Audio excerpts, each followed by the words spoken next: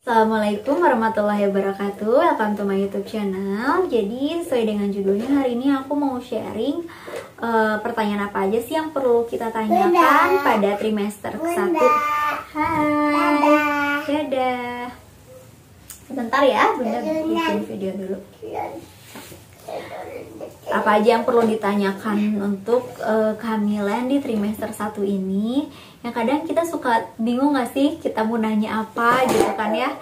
Tiba-tiba ingatnya ketika udah di rumah atau ketika di dokter kita cuma sekedar normal dok, sehat dok gitu kan ya.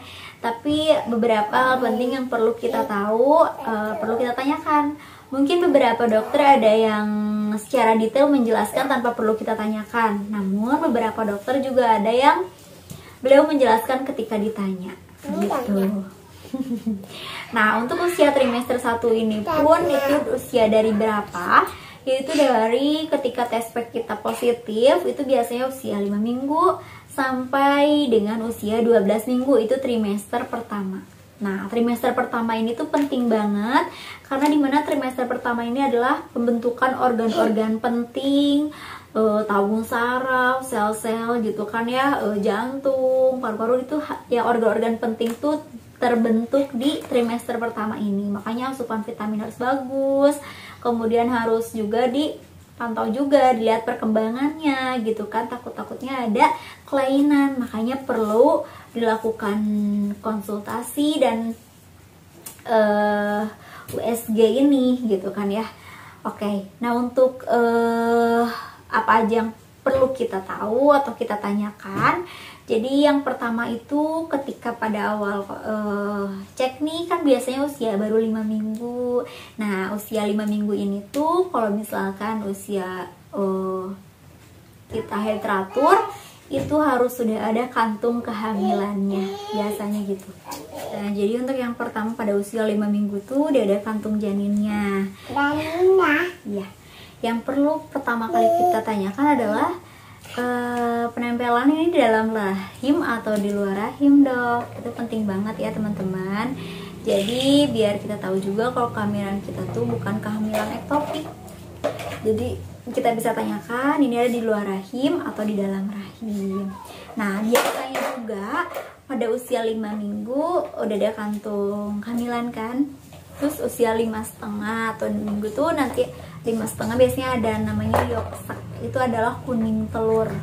Kuning telur itu tuh aku baru tahu juga ketika kehamilan kedua aku ini. Jadi ketika diperiksa pas di kantung kehamilan tuh ada bulat putih gitu. Jadi ada dua, yang satu janin, yang satu ada bulat putih. Aku tanya, dok itu apa? Itu yolk sac kayak kuning telur gitu. Jadi sebelum lewat plasenta, si janin makan lewat situ, kata dokter gitu. Itu bisa ditanyakan, udah ada apa belum? Sayang nggak boleh muter-muter ya. Duduk sebelah sini. Nah, kemudian yang kedua adalah kantungnya sudah ada satu atau ada dua gitu. Dok, ini kantungnya ada satu pada dua. Kemungkinan kalau misalkan yang keturunan kembar non identik, ini bisa ada dua, bisa langsung kelihatan di awal. Kalau misalkan yang identik itu satu kantung, mungkin nanti kelihatan ada janin duanya ketika kehamilan sudah lebih besar. Kemudian penting juga kalau yang riwayat SC itu ditanyakan ini posisinya ada di bawah atau di atas dok penempelannya gitu, takutnya di bekas yang bekas operasi itu apakah itu masalah atau tidak ya dalam kehamilan, perjalanan kehamilannya gitu. Itu bisa ditanyakan ya teman-teman. Nah, yang ketiga adalah ketika sudah ada janin itu berarti sudah ada detak jantungnya. Jadi perlu ditanyakan detak jantungnya normal atau tidak.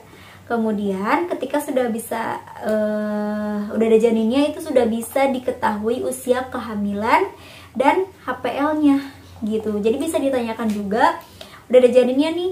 Jadi usianya udah berapa ya dok ya? Usia kehamilannya sudah berapa? Kemungkinan HPL-nya kapan? Itu sudah bisa diketahui ketika sudah ada janinnya.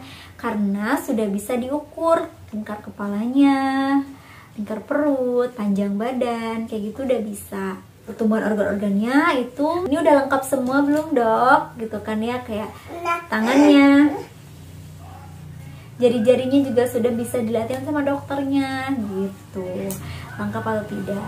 Ataupun misalkan kalau ada kelainan pada janin, yaitu karena janin itu adalah kayak kita perlu proporsional gitu, kayak bentuk kepalanya, bentuk badannya ini lebih besar nggak nih dari kepala, ini gini gitu, itu juga bisa dilihat dan bisa ditanyakan gitu.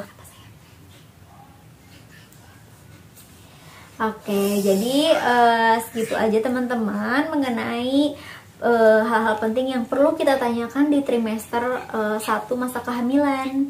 Nanti trimester 2 dan 3-nya setelah aku berada di trimester 3 juga ya. Dan aku nanti mau sharing juga apa saja, dan pastinya itu lebih detail banget pertanyaannya, penjelasannya mengenai kehamilannya gitu. Semoga ada manfaat yang bisa diambil. Terima kasih yang sudah menonton. Assalamualaikum warahmatullahi wabarakatuh. See you di next video.